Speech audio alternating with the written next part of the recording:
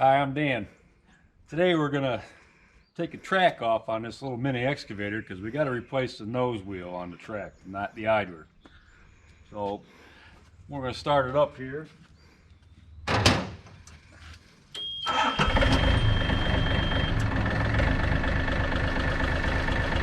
up the boom, swing it around.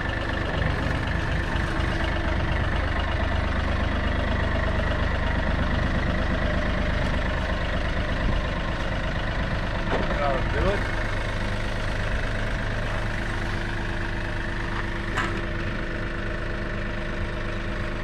What we're going to do first here is we have to release the tension on the track. So these have hydraulic tensioners on them. You just pump them full of grease. Socket here. This is the tensioner.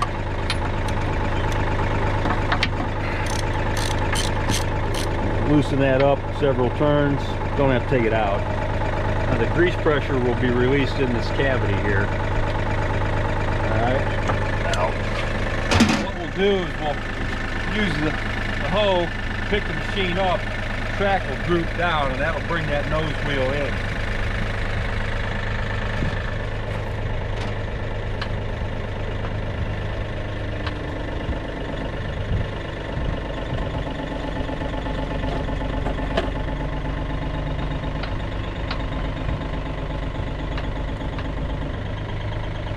Work the track back and forth a little bit, make sure it's loose.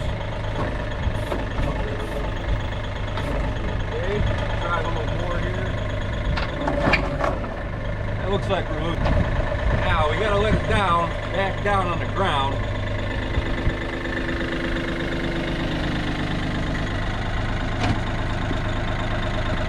You wanna get these idlers just up out of the track. Why is that? Well, because we got to slide this track out, and we don't want it grabbing in those idlers. Pick it up just a little bit more, maybe. What we want to do is try to get it off the nose roller first here.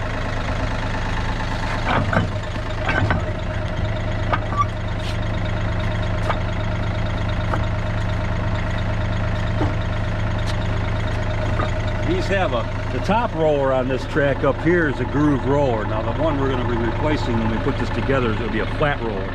So it'll be a little easier. I have to get a bar so we can try that.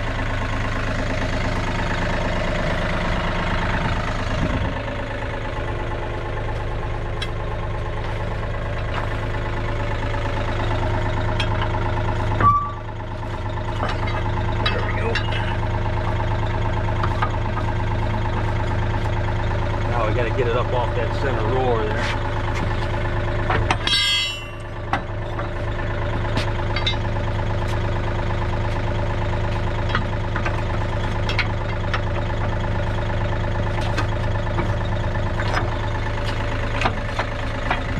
All right, now we can pick it up a little bit.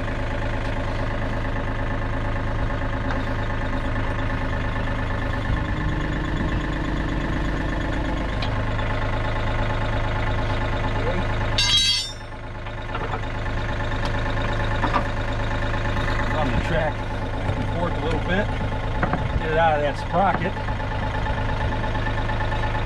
Now we'll pry it off here.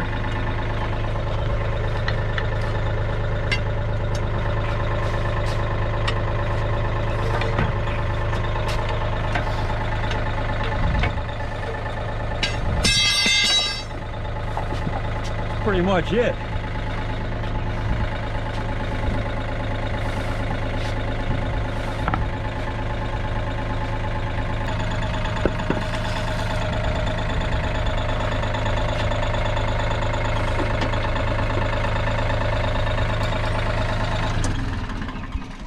There, now it's a little easier here. Now this roller, as you can see how thin this is, it's worn out. The new ones, oh, probably that thick. So this just slides out of here. Okay, you got a spring on that.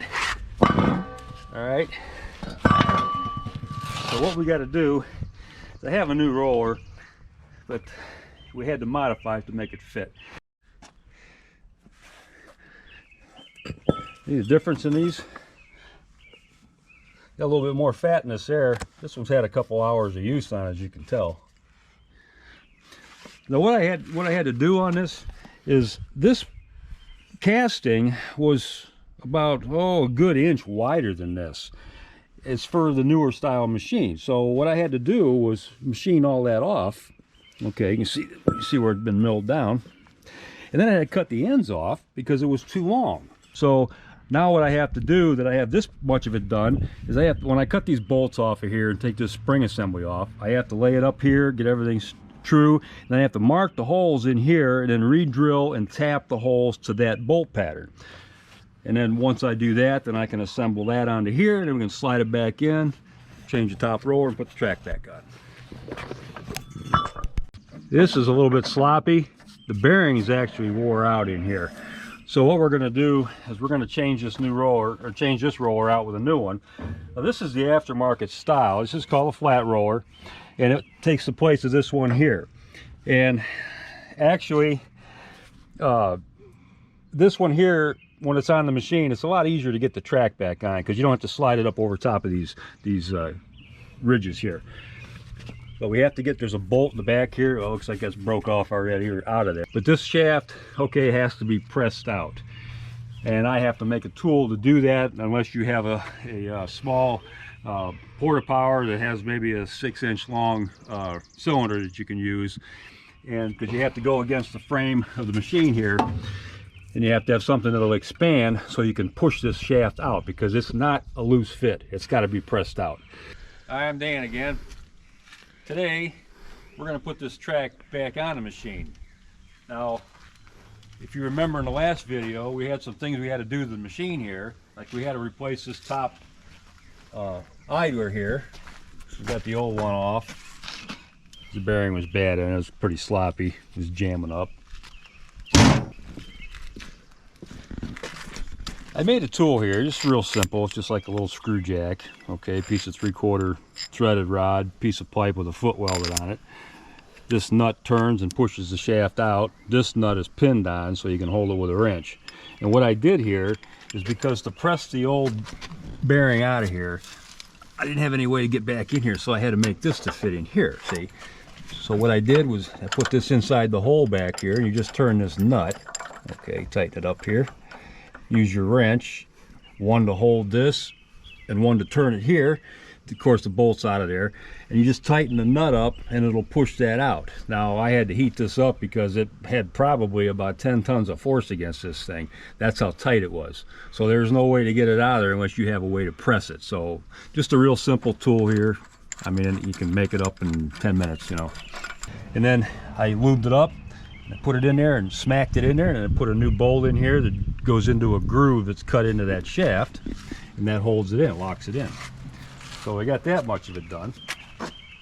And then, if you remember, there was a roller on the track roller on the front, or track idler, that was bad. So we got a new one, but it wasn't quite the same as the original one we took off. So what I had to do was I had to mill this down, okay, to make it the right width to fit inside these ways here. And then I had to take this spring assembly off of the old one and re-drill holes and tap them into this casting and mount this spring assembly on this fork. Okay.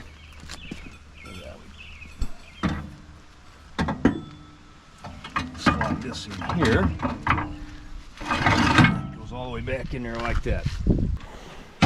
Now, what I did here was I cut some blocks to put in the track to keep it spread apart, just to make it a little easier to get on, because this is a real bear putting this on by yourself. It's really a two-man job. Looks like we're starting to get some rain again.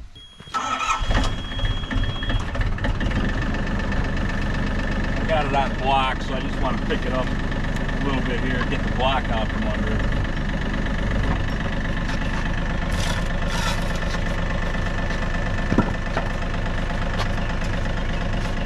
It down a little bit here.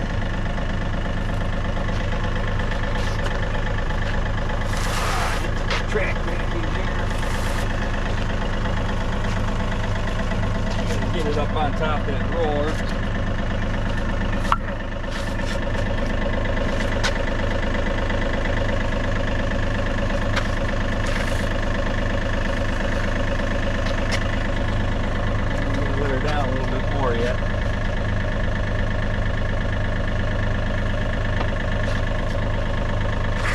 to get it over that rear sprocket there. We'll have to bar it on.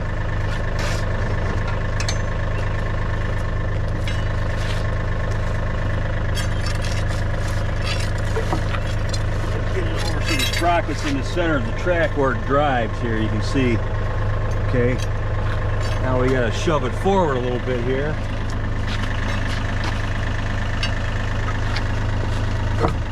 Get that track in there. We got to get the front of it in.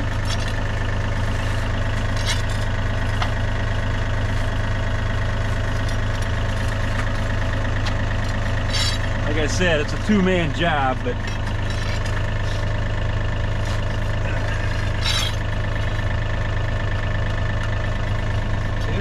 you don't want to pick this up too high. You want it just high enough where them rollers will clear that. Otherwise, you're fighting the weight of the track too. Pick it up just a little bit. Okay.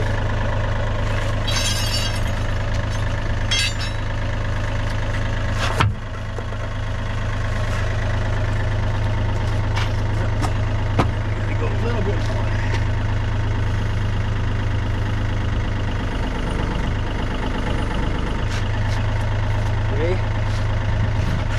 Get that price up a 10.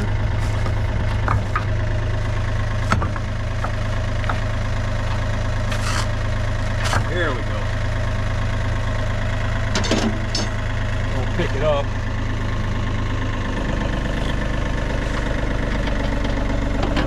Looks like you got it on there. Okay. I'm just going to run the sprocket a little bit. Make sure it's in there. Looks like it's in there. Okay. I'll let it down.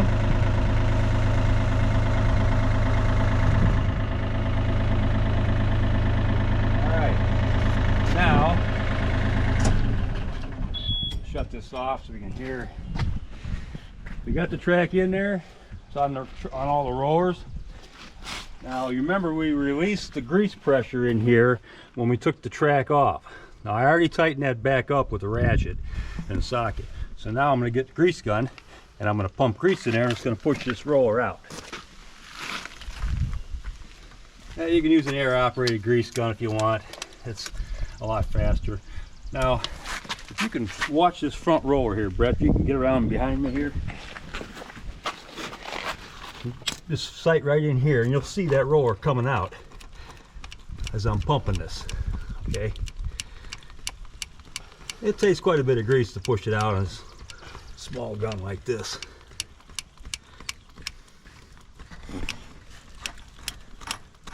And you're starting to get a little resistance now. That's what we want. Okay. Now, we'll run the machine again.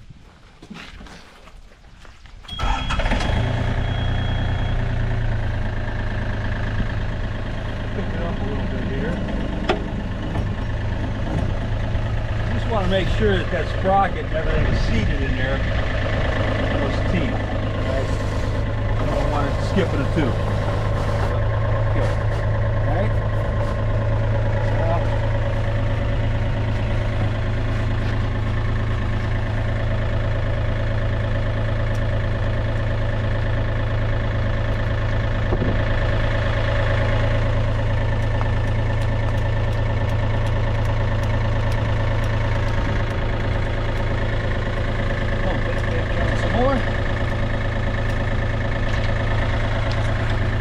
I'm going to leave it down on the ground right now. Put a little tension on that track. It's bouncing around pretty good. I'll put a little bit more in.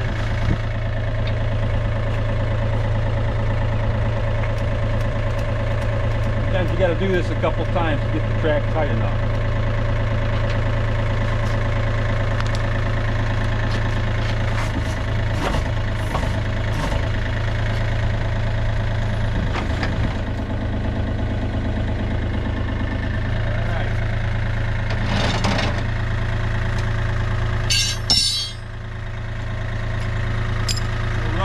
Back and forth a little bit here.